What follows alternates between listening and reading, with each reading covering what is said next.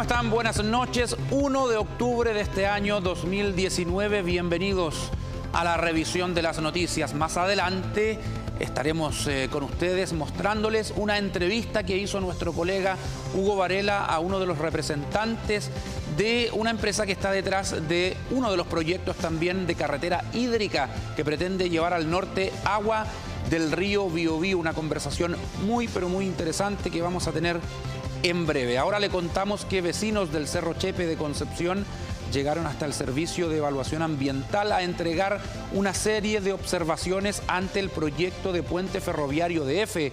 Dicen que no han sido tomados en cuenta en esta iniciativa. El proyecto del nuevo doble puente ferroviario sobre el Biobío quedó admisible a trámite en el Servicio de Evaluación Ambiental el 26 de junio pasado. Un proyecto que busca reemplazar el actual viaducto que tiene más de 120 años y que tendría dos vías de 1.882 metros de longitud. Respecto a este proyecto, llegaron a las oficinas del Servicio de Evaluación Ambiental un grupo de vecinos y el consejero regional por el Frente Amplio, Javier Sandoval, para añadir algunas observaciones a la iniciativa. Los accesos a este puente están insuficientemente abordados, entendemos nosotros, en el proyecto ingresado y aprobado, de manera que creemos que las muchas observaciones, que van a ser alrededor de 200, que estamos presentando tan solo como coordinación, debieran ser atendidas, abordadas con detalle, y esto considera incluso algunas de ellas modificar el proyecto de manera sustantiva. Observaciones que van en contra de cómo se pretenden realizar los trabajos y las molestias que se generarán en la excavación y detonaciones en el Cerro Chepe para la construcción de un nuevo túnel que tendría una longitud de 323 metros. Aclarar que no estamos en contra del progreso ni el desarrollo, pero cuando es de espalda a la comunidad, a la ciudadanía, creemos que es una falta de respeto y una transgresión a nuestros derechos como ciudadanos. A nosotros como Pedro del Río y comunidad aledaña al Cerro Chepe nos preocupa el Cerro Chepe. En el proceso de ejecución del proyecto, de trabajo del proyecto, son las tronaduras, que son 61 por día y son muchas toneladas, cuando sabemos que la tecnología ha avanzado tanto que es posible que puedan buscar otra alternativa para romper el cerro. En el lugar hubo un fuerte resguardo policial que a juicio de los vecinos y autoridades no era necesario. Dejamos para el final el hecho que para obtener reacciones del Servicio de Evaluación Ambiental por este tema hubo que llamar a Santiago, donde obviamente no obtuvimos respuesta. El alcalde de San Pedro de la Paz esta mañana entregó una solicitud al Ceremi de Vivienda que busca congelar el plano regulador. Ello tras el plebiscito donde la mayoría de los vecinos apoyó la protección del humedal Los Vatros. Los cerca de 15.000 votantes, de los cuales el 95% marcó en la papeleta la defensa del ecosistema de los humedales, específicamente el de Los Vatros, fijó un precedente en el primer plebiscito de su historia en San Pedro de la Paz. Sin embargo, para que sea vinculante, la ley exige un mínimo de 41.000 votantes, número que no se cumplió. No obstante, el alcalde de la comuna entregó una solicitud al Ceremi de Vivienda para congelar por 3 meses el plan regulador, que evitaría la construcción y relleno de parte del humedal Los Vatros. Cuando tuvimos una modificación muy simple al plan regulador, se demoraron 1 año en aprobarla. Entonces eso también es una señal que queremos dar, de manera de que se apuren, de que no nos hagan que los problemas generados que queremos resolver con la modificación a los instrumentos de planificación territorial no empeoren, no desaparezcan o se resuelvan después porque ya pasó mucho tiempo. Entonces eso es la señal que queremos dar hoy día, de que no es solo el municipio el que tiene que ver con la planificación urbana, sino que también es el Ministerio de Vivienda y Urbanismo, tanto los planos reguladores comunales como los planos reguladores metropolitanos. Con eso estamos entonces señalando que estamos respetando la decisión de los sanpedrinos que concurrieron, cerca de 15.000 sanpedrinos, concurrieron a tomar una decisión relacionada con este plebiscito, que como ya señalábamos es único en la región, es el primero, y que esperamos que esta modalidad pueda servir a otros municipios, a otras organizaciones para definir las propuestas de cómo cuidar su territorio. Pero para que este petitorio pueda ser aceptado por el Serviu, la ley manda que el alcalde haya aprobado por resolución el estudio para la modificación del plan regulador existente. Sin embargo, bajo la solicitud de constatación mediante la ley de transparencia, se indica que aún la cartografía de roles no está georreferenciada, por lo que esta solicitud podría ser rechazada. Es un buen inicio que Audito solicite la postergación de los permisos de edificación en parte del humedal Los Batros. Sin embargo, la ciudadanía busca que se extienda al 100% de dicho terreno, incluyendo el suelo hortícola cuya producción abastece a gran parte de la provincia de Concepción. Ahora será el Ceremi de Vivienda y Urbanismo quien debe verificar si cumplen o no los requisitos técnicos y jurídicos para su otorgamiento. Sí, efectivamente, acabo de enterar de que hubo un ingreso por parte del alcalde y también de los concejales a propósito de todo el plebiscito que se ha realizado en San Pedro La Paz, solicitando algunos congelamientos. Nosotros tenemos que estudiar esto, nos acaba de llegar, lo estudiaremos en su mérito y en función de eso trataremos de responder a la brevedad al requerimiento municipal. Los congelamientos buscan efectivamente poder evitar que se generen nuevas edificaciones, nuevas construcciones, pero es una facultad que está normada, es una facultad y un deber también de entregar en caso de que se cumplan esos requisitos, pero estamos recién con la noticia, así que tenemos que estudiarlo en su mérito. Los perímetros que considera este petitorio de suspensión de permisos de edificación son los sitios ubicados al poniente del barrio Candelaria, en parte de San Pedro del Valle, Laguna Grande, Los Acacios, Los Fresnos y lotes en torno a la Laguna Junquillar. Y lo siguiente es una actividad impulsada por la Seremi de Salud, donde se invitó a decenas de adultos mayores y también sus familias a disfrutar de una película que trata sobre el Alzheimer. Estos adultos mayores se levantaron temprano para asistir de forma gratuita a ver una película en el Cineplan del Mall del Centro Concepción. La película chilena La Sombra del Roble cuenta la historia sobre cómo una familia de clase media debía enfrentar la enfermedad Alzheimer con su abuelo, con la finalidad de sensibilizar a la comunidad sobre esta condición de salud. Yo encuentro que es algo muy bueno lo que se está haciendo referente a la entrada del Alzheimer al auge, porque hay muchas personas con el problema. Y esto estaba muy dejado de lado. Y ahora veo que hay mucha actividad, estas mismas películas ayudan a los mismos cuidadores de los pacientes, que es una actividad muy difícil de llevar. La familia se da cuenta cuando ya está demasiado avanzada, por lo tanto no puede tomar a veces las medidas correspondientes. Y con respecto al auge, me parece excelente que entre dentro del auge, porque tal como decía la otra persona, los gastos son enormes y muchas veces las familias no tienen cómo costearlo.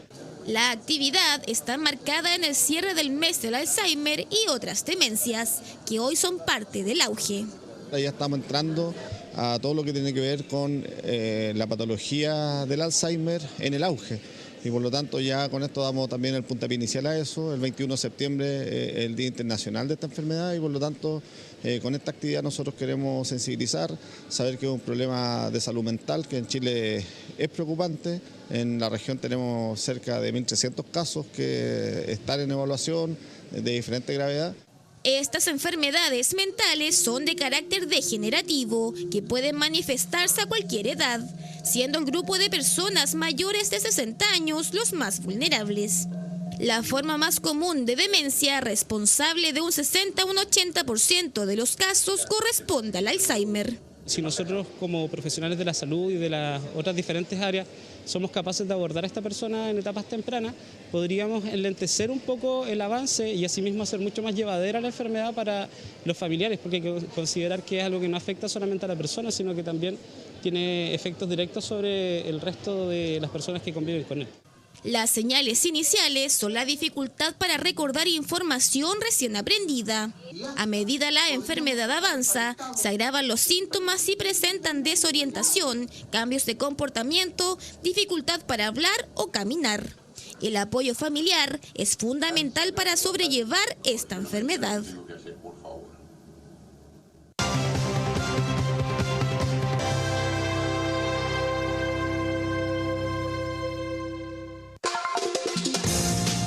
Technical, líder en importación y distribución de perfiles de aluminio, cristales incoloros, bronce, azul, verde reflectivo, cristal laminado inastillable y accesorios y quincallería. Gran stock para cubrir las demandas del mercado y despacho a todo el país. Alta tecnología en sus procesos de corte de cristales y armado de termopaneles. Technical, 20 años de experiencia en perfiles de aluminio y cristales.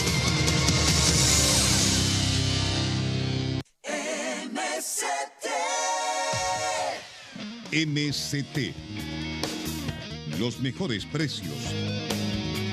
Stock garantizado. Atención personalizada. MST. Todo en materiales de construcción.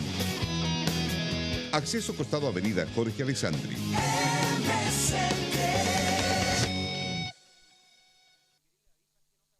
Colegio San Pedro Nolasco de Concepción, perteneciente a la familia mercedaria, con 71 años educando a niños y jóvenes de nuestra región. La educación mercedaria es cristocéntrica y humanizante.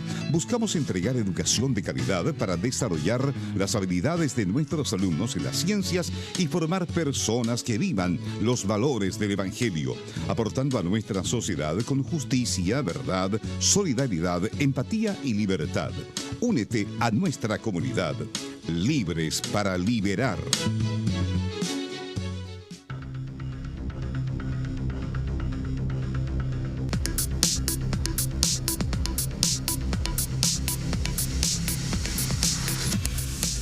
Vamos con una entrevista que hizo nuestro colega Hugo Varela a Félix Bogliolo, quien está detrás y defendiendo los intereses de una empresa que pretende llevar agua del río Biobío hacia el norte, Aqua Atacama. Se llama esta iniciativa, que es una de varias de carretera hídrica y que han levantado una tremenda polémica acá en el Biobío, donde autoridades y comunidades se han mostrado en contra de este tipo de proyectos. ¿Quiere conocer de qué se trata Aqua Atacama? Aquí está la entrevista de Hugo Varela Mora. Muchas gracias, don Félix, por esta entrevista. Bienvenido a Chile, bienvenido a la región del Biobío. El intendente de nuestra zona ha rechazado tajantemente la posibilidad de la carretera hídrica por cuanto ha dicho que no le trae ningún beneficio a nuestra zona. ¿Qué le responde? Algo de razón tiene, estoy obligado a reconocerlo, no beneficia, pero no es el objetivo del proyecto de beneficiar a la región del Biobío en particular. Primero hay que señalar que no la perjudica, es también muy importante. No perjudicamos a la agricultura, tomando agua río abajo, seguramente en algún lugar cercano aquí donde estamos, o un poco más río abajo, es decir, después de todos los usuarios de río arriba, con lo cual no molestamos para nada.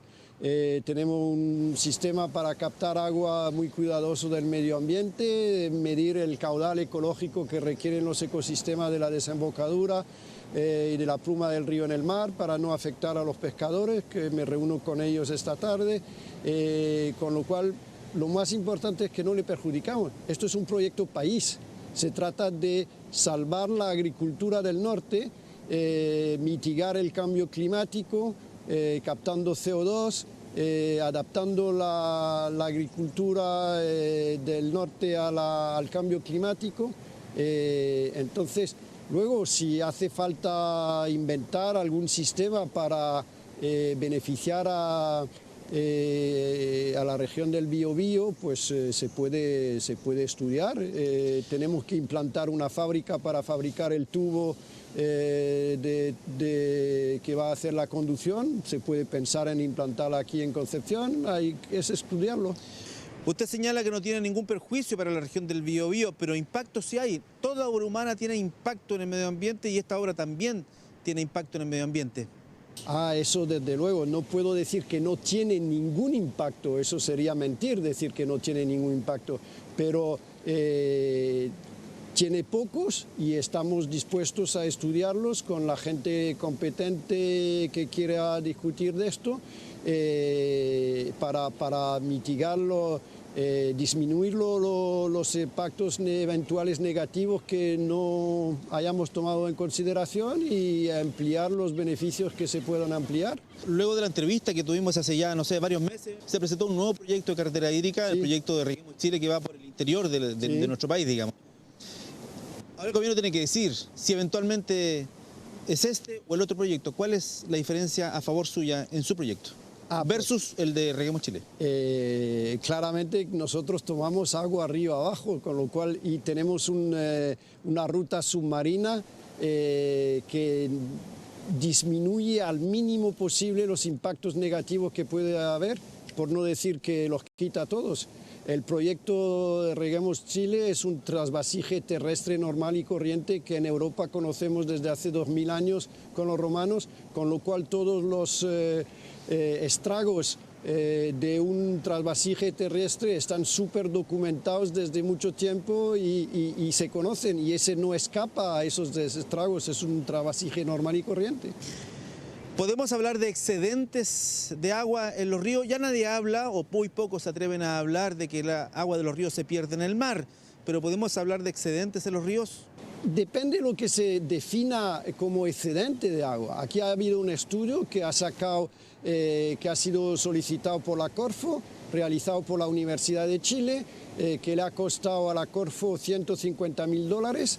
La Universidad de Chile ha puesto un equipo de no sé cuántos, 12, 15 profesionales que han trabajado durante un año para realizar ese estudio, y ese estudio dice que tomando en consideración el caudal ecológico que requieren los ecosistemas de la desembocadura del Biobío y de la pluma del río en el mar, una primera aproximación que han hecho, que ellos mismos lo dicen, que hay que profundizar el estudio con estudios complementarios, pero una primera aproximación que han hecho, hay una disponibilidad de agua, yo no lo llamaría de agua que se podría llevar sin perturbar los ecosistemas, acá en la desembocadura, en cifra redonda y en promedio anual, es decir, con los altibajos estacionales de que hay más agua en un mes y menos agua en otros meses, de 375 metros cúbicos por segundo.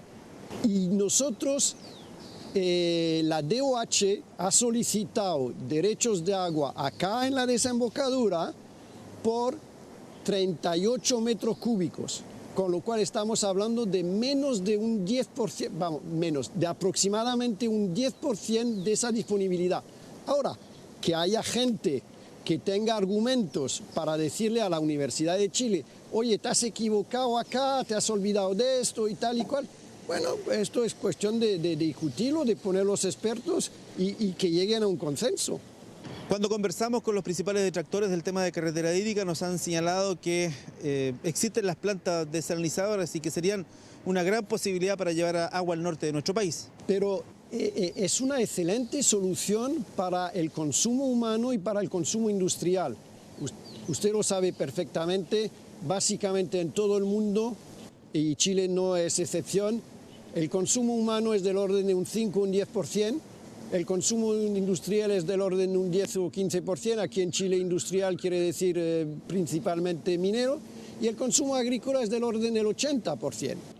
Entonces, una gran planta desaladora, una señora planta desaladora, es del orden de 2 metros cúbicos por segundo. El consumo agrícola en el norte puede llegar a ser más de 100 metros cúbicos por segundo. Entonces, eso querría decir implantar 50 plantas desaladoras grandes. ¿Dónde se encuentra un sitio para hacer 50? Además, más importante, el consumo energético de la desalación es 5 veces el consumo energético que va a tener Aquatacama para llevar agua desde aquí el Biobío hasta Arica. 5 veces mayor, que en términos de CO2 me parece un tema importante. Somos 30 o 40% más baratos que la desalación. En ningún país del mundo se utiliza la desalación, salvo para casos anecdóticos y excepcionales. Entonces, la calidad del agua desalada no vale para la agricultura. ¿Quiere más razones? ¿Cuál es la experiencia de las carreteras hídricas en Europa, en España en particular? Entiendo que no son tan buenas, pensando en el impacto que han generado en determinadas comunidades. A propósito de las consecuencias medioambientales me refiero. Absolutamente, pero porque son trasvasijes terrestres normales y corrientes. Por eso yo he inventado este sistema, porque conozco esos estragos que están muy bien documentados. Yo soy medio español por mi mamá y precisamente he heredado de la casa familiar en España, que es el punto de partida de uno de los mayores trasvasijes terrestres que hay en Europa, el famoso acueducto Tajo Segura, que está totalmente, ¿cómo decirlo?, cuestionado por la Unión Europea, por el Parlamento Europeo, por el propio Tribunal Supremo español, por las relaciones diplomáticas entre España y Portugal.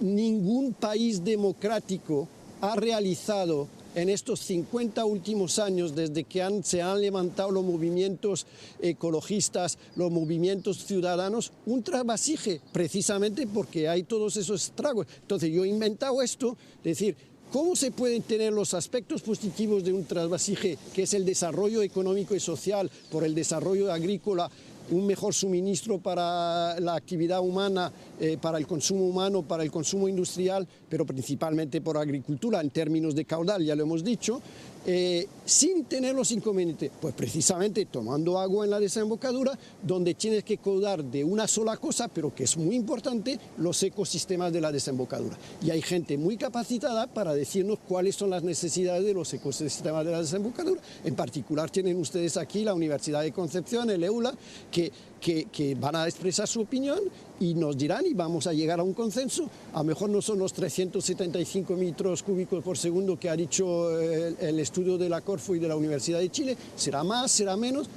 para eso están los expertos. Se suponía que el MOB tenía 45 días para responderle. ¿Cuánto tiempo ha pasado? Se suponía. ¿Cuánto ha pasado? Prefiero no calcular. ¿Por qué cree usted que no han respondido todavía? No, porque es un proyecto complejo, porque tienen que interrogar a muchas administraciones, que tienen que dar sus opiniones. Seguramente que habrán interrogado aquí a la Intendencia, a los Ceremis, del MOB, de la Agricultura. Todo esto tarda su tiempo, pero lo están llevando bien, no tengo ningún problema con ello. En una de las cuentas públicas, el presidente de la República, Sebastián Piñera, señaló que pretendía regar 1 millón de hectáreas. ¿Usted ha socializado este tema con el presidente de la República o sus asesores cercanos? Me refiero a su proyecto de carretera hídrica. Efectivamente. ¿Hasta qué nivel ha llegado para socializar su proyecto? ¿El lobby forma parte natural de este tipo de iniciativas? No, no es lobby, es informar, es un proyecto que tiene una gran importancia para este país. Un personaje importante de este país un día me dijo, este proyecto va a ser la aorta de mi país. ¿Se da cuenta lo que quiere decir esto? Tiene implicancias diplomáticas, geoestratégicas, de desarrollo del norte, de generar un 30 o un 40% de PIB suplementario, de generar ingresos fiscales recurrentes anuales que pueden representar un porcentaje impresionante del presupuesto del Estado. Todo esto lleva su tiempo, es normal. Si su proyecto es tan bueno, ¿por qué cree que hay tanto rechazo? Lo último que supimos, una protesta acá en la Intendencia de un grupo indígena protestando en contra de la carretera hídrica de la Corporación Reguemos Chile. ¿Lo suyo es lo mismo, es distinto? No, porque primero mezclan las dos cosas y hay que separarlas bien porque son profundamente distintas. No tienen en estos... todo lo que se critica de la carretera hídrica se dirige principalmente al proyecto terrestre y son las mismas críticas que se han expresado para todos los trasvasijes terrestres en todo el mundo desde hace decenios y decenios. En nuestro caso concreto, la persona que quiera estudiarlo detenidamente, y yo me brindo a informar a todo el que quiera estudiarlo racionalmente, pausadamente, sin ánimo de polémica, verá que hay muchísimo menos problemas y los pocos problemas, porque nunca, como lo ha dicho usted al principio, cualquier intervención humana tiene sus problemas, se pueden mitigar, se pueden discutir, se pueden llegar a un consenso y arreglarlo para que todo el mundo esté contento. De todas maneras, también hay que reconocer que nunca se logra un consenso al 100%. Es obvio que siempre, y entonces para eso está el gobierno, para decidir, para sopesar los pros y los cons y ver si estima que los pros sobrepasan los cons, pues darme la declaración de interés público, que lo importante que quiere decir esto, la declaración de interés público, dice la ley, que no entraña ninguna responsabilidad ni obligación por parte del gobierno, simplemente una expresión de interés en conocer más, y me pedirán que realice estudios complementarios que van a costar 40 o 50 millones de dólares que tendré que financiar yo. Al cabo de 2 años entrego esos resultados de esos estudios y el gobierno decidirá si licita o no la concesión. Y esos estudios van a ser precisamente el estudio de impacto ambiental, la consulta indígena, las consultas ciudadanas, obviamente los estudios técnicos, etcétera, etcétera. Y ahí podrán participar toda esta gente en las mesas de trabajo que organizaremos aquí, como hoy, como ayer estuve en Los Ángeles hablando con los agricultores de allí, que lo entendieron perfectamente, que ellos no se van a ver afectados, y habrá que hablar con los jefes tradicionales de las comunidades indígenas para que lo entiendan bien, que no se les va a perjudicar en nada. ¿Hasta cuándo pretenden esperar la respuesta del MOP? Ellos tienen sus plazos. Y ¿1 año? ¿2 años? Mira, hay proyectos que llevan 5 o 6 años. La primera mención de mi nombre con la idea del proyecto es el Mercurio del 4 de agosto del 2007. O sea que son 12 años que se lleva hablando de este proyecto. ¿Puede esperar más? Hasta que Dios me preste vida. Muchas gracias, don Félix, por esta entrevista. A ustedes por invitarme.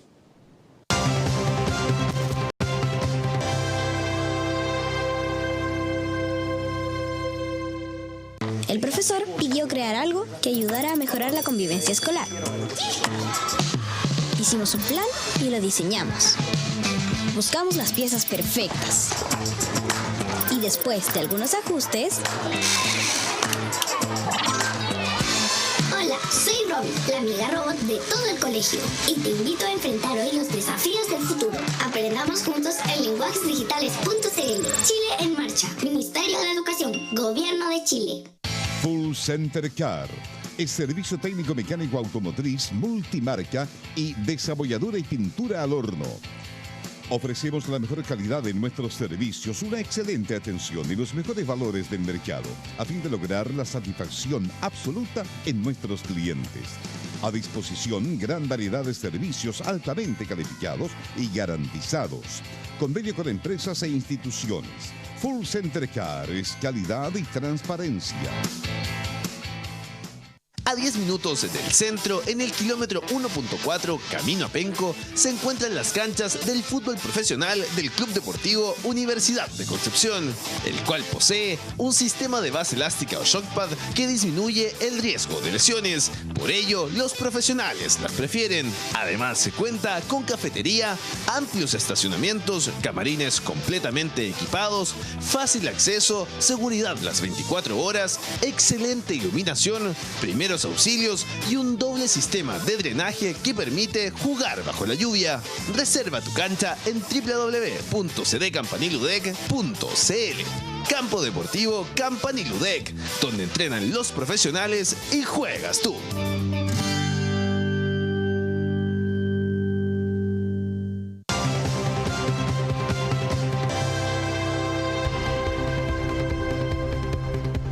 Comenzó la segunda versión de la feria Ciencia sin Ficción en Suractivo, donde participan 30 expositores, y la idea es incentivar a los jóvenes a innovar, a crear para el cuidado del medio ambiente y hacer frente al cambio climático. Acuerdos de París. En las inmediaciones. Este año los líderes mundiales han tomado en serio el cambio climático para discutir e impulsar nuevas formas de producción que sean más limpias y amigables con el medio ambiente.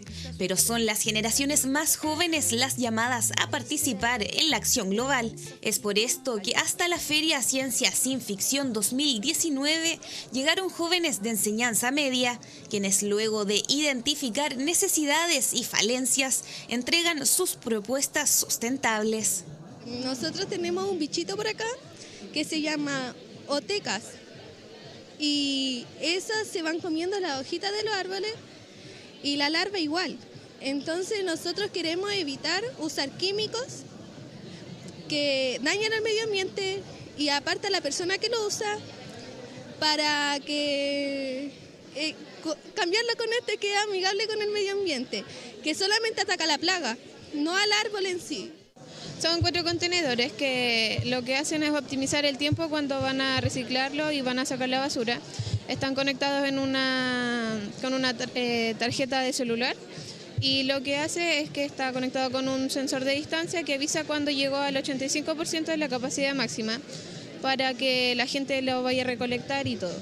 Y esto está conectado con una batería que es alimentada por un panel solar. Y nos dimos cuenta el año pasado que cerca de nuestro colegio había un punto donde la gente siempre botaba basura y todo. Entonces dijimos ya hay que crear algo que tenga que ver con el reciclaje. Y hoy en día en Chile hay un índice muy bajo de reciclaje. En esta segunda versión de la feria Ciencia sin Ficción, los expositores encargados de hacer difusión científica son reconocidos en sus rubros. Y fue el director científico de Chile 2100, Gonzalo Padilla, quien de manera inclusiva y apoyado por artistas ilustradores abrió la jornada, que contó con la cooperación de diversas casas de estudios de Concepción. Dar a conocer la generación de conocimiento que se produce al interior de sus laboratorios, el desarrollo teórico, el desarrollo práctico y fundamentalmente yo iría a participar en estos eventos. Nos interesa despertar vocaciones, llevar, tal como decía el organizador principal, llevar la ciencia en un lenguaje más simple posible, de manera de atraer y motivar a las futuras generaciones a incorporarse a esta tarea. Este es el futuro. Este es el camino que tenemos que todos colaborar para superar nuestros indicadores que no son buenos. Tener un 0,35% aproximadamente del Producto Interno Bruto en investigación, teniendo 455 investigadores por cada millón de habitantes en Chile, en circunstancias que Alemania, Estados Unidos tiene más de 4.000 investigadores por cada millón de habitantes. Tenemos que mejorar estos indicadores, tenemos que promover la investigación, tenemos que más gente, más juventud se involucre. En esta oportunidad, más de 30 conferencistas, entre ellos premios nacionales y rostros internacionales, estarán en Ciencia sin Ficción en el espacio de eventos Suractivo, una oportunidad para impulsar la ciencia desde lo local. Vemos que 4 instituciones de educación superior de la región y 2 instituciones públicas creen en este proyecto, que es de envergadura nacional y además con un sello regional muy marcado. Tenemos en esta oportunidad 3 premios nacionales, 3 invitados extranjeros y además lo más importante para nosotros son los decenas de investigadores y científicos regionales que promueven la comunicación de la ciencia a través de un lenguaje sencillo y de manera clara y directa para generar referentes del conocimiento regional y nacional en los niños y jóvenes que hoy día nos visitan. Sobre todo celebrar el esfuerzo que hace la Fundación 2100, los productores del evento y sobre todo el acompañamiento que ha hecho el INJU y Corfo para desde el Estado también apalancar y acompañar este tipo de iniciativas en conjunto con las universidades que participan, porque finalmente que la ciencia tenga un valor y un protagonismo depende de muchas variables y de un ecosistema interesado justamente en promover la ciencia y la divulgación científica en nuestro sistema escolar. Si quiere participar, aún está a tiempo. Solo debe registrarse en la página cienciasinficcion.cl para ser una de las más de 6.000 visitas que se esperan. Más aún cuando la jornada de divulgación escolar la cierra nada menos que el astrónomo y Premio Nacional José Massa y la también Premio Nacional de Ciencias Exactas María